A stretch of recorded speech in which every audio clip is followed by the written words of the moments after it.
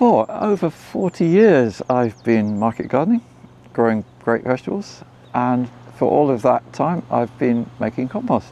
But only really in the last 10 years have I got truly fascinated by the possibilities of compost, how to make it better and how to use it better, and seeing the results. And that's why it felt like the right time to bring out this book.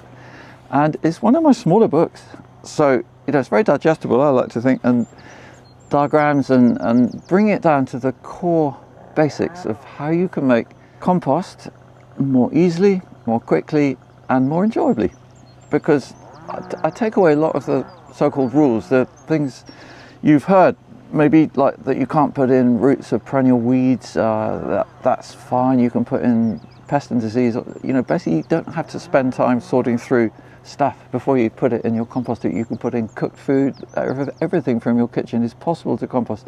There's obviously caveats to all of this, a bit like, rats is the most common one I'm asked, and I address all of those in the book. I explain, what may or may not be more difficult or more easy even in your situation. So it's not a blueprint for everybody to do exactly the same.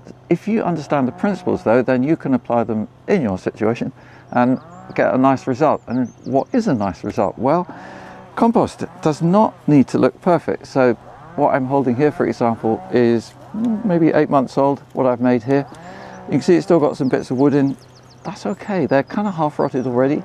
I don't sieve it, that's another big time saver. I just spread it like it is. And if you kind of just keep in mind the idea that the compost doesn't have to look perfect, that makes it much more achievable. You're going to get a nice result because you've broadened the scope of what is possible. And I give ideas for best times to spread it, to use it, just putting it on top, and how wonderful that is for feeding soil life. This stuff really makes so much difference to any kind of gardening, whether it's fruit or vegetables or flowers. And learning to convert your waste into something so valuable as this is really worthwhile. And this book is out now. It's available from most bookshops and online. If you want a signed and dedicated copy even, you can order that and request a dedication from my website.